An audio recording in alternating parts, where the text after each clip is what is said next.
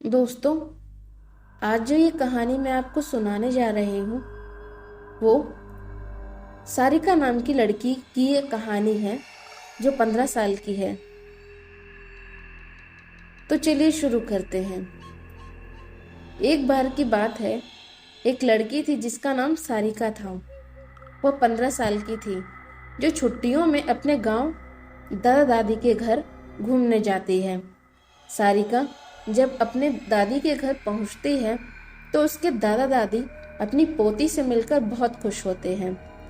पर यह बात किसी को नहीं पता थी कि जल्द ही इनकी खुशी में ग्रहण लगने वाला है। सारिका का कुछ दिन तो उसके गांव में बहुत अच्छे से बीता। फिर एक दिन सारिका अपने सहेलियों के साथ गांव के बगीचे में खेल रही थी। सारिका खेलते खेलते आम के पेड़ को देखती है। उसके बाद वो अपने सहेलियों से कहती है, चलो आम तोड़ते हैं। सारिका ढेले से आम को तोड़ने की कोशिश करती है और उसका ढेला आम पर लग भी जाता है, जिससे आम गिर जाता है। पर आम गिरते हुए थोड़ी दूर मिट्टी में एक पोटली के पास चला जाता है। सारिका जब आम लेने वहां पहुंचती है तो उसे पोटली को थोड़ा सा हिस्सा दिखाई दे जाता है।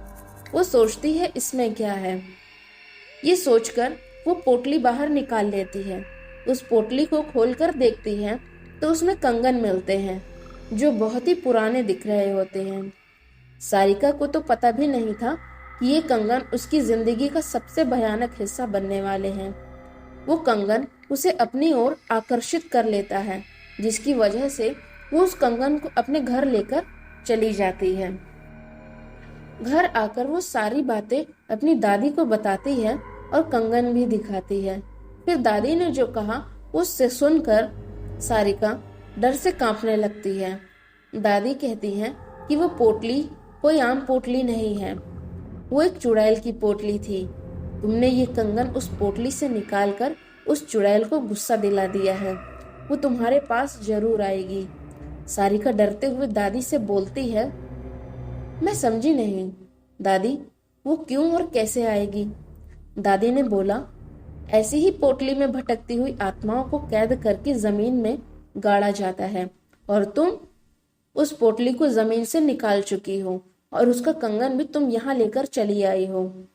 तुम इस मनहूस कंगन के साथ उस चुड़ैल को भी अपने पीछे लाई हो। ऐसी भटकती हुई गुस्सैल चुड़ैलें अपना बदला लेती हैं।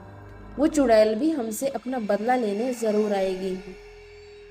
सारिका इस बात से डरती है, पर उसे ज्यादा यकीन नहीं होता। वो जाकर अपने कमरे में सो जाती है।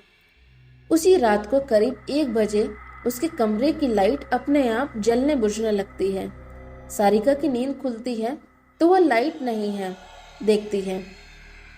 वो अपने बिस्तर के बगल में रखे टेबल पर पानी पीने के लिए मुड़ती है। तभी वो देखती है कि टेबल के पीछे कोने में कोई औरत बैठी हुई है, जिसकी आंखें एकदम लाल और एकटक उसे ही देखे जा रही हैं। सारिका चिल्लाते हुए अपने दादी के पास जाती है, पर दादी के कमरे में दादी उसको नजर नहीं आती। वो बरामदे में जाती है तो दादी उसे जमीन पर गिरी मिलती हैं। सारिका अपने दादा को खोजने जाती है, पर उसके दादा भी कहीं नजर नहीं आते। जब वो पूरे घर में अंधेरे में खुद को अकेला पाती है तो डर के मारे बेहोश हो जाती है। सुबह जब उसकी नींद खुलती है तो वो अपने दादा दादी को अपने पास देखती है। वो अपने दादा दादी को सारी कहानी बताती जो उसके साथ रात में घटती है। दादी बोलती है, हम दोनों अपने कमरे में ही थे। दादी सब समझ गए। उन्होंने बोला, ये सब उस चुड़ैल का किया धरा है। वो कंगन उस पोटली में वापस रखना होगा, वरना वो यहाँ से नहीं जाएगी। सारिका बोलती है, चलो न दादी, अभी कंगन रखाते हैं। दादी बोलती है कि उस चुड़ैल से पीछा छुड़ाना है तो तुम्हें अकेले ही वहां रात में जाकर उस कंगन को वहां रखना होगा, क्योंकि वो तुम्हारे पीछे है। सारिका हिम्मत करके कहती है, ठीक है, मैं जाऊंगी। दादी ने बोला, ये सब वो चुड़ैल इतनी आसानी से करने नहीं देगी।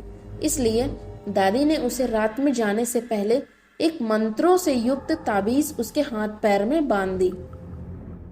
अब सारिका रात होने के बाद अकेले बगीचे की तरफ निकल जाती है। थोड़ी देर बाद उसे किसी के रोने की आवाज सुनाई देती है।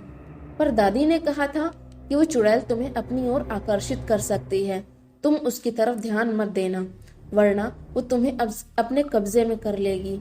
एक बार उसने तुम्हें अपने कब्जे में कर लिया तो फिर कोई कुछ नहीं कर पाएगा और वो तुम्हें मार भी सकती है।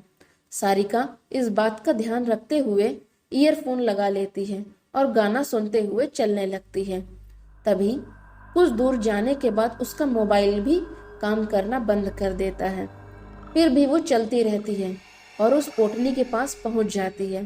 तभी उसे महसूस होता है कि उसके पीछे कोई खड़ा है, पर दादी ने कहा था कि उसकी तरफ मत देखना। वो नहीं देखती है और डर की वजह से पसीने से लथपथ हो जाती है। फिर भी वो हिम्मत करते हुए उस पोटली को खोलकर उसमें कंगन रख देती है और जमीन में गाड़ देती है और आंखें बंद करके बहुत तेज से वहां भाग जाती है। सीधे अपने घर आकर रुकती है। चुड़ैल से तो उसका पीछा छूट जाता है, पर वो इतनी डर जाती है कि दूसरे दिन ही वापस अपने मम्मी पापा के शहर चली जाती है। सारिका की जिंदगी का वो खौफनाक हिस्सा जिसे आज भी वो सोचती है तो डर जाती है। इसी तरह की कहानी सुनने के लिए हमारे चैनल हॉरर स्टोरीज को लाइक करें, सब्सक्राइब करें और अपनी कोई घटना हो तो उसे हमारे कमेंट बॉक्स पे बताएं। धन्यवाद।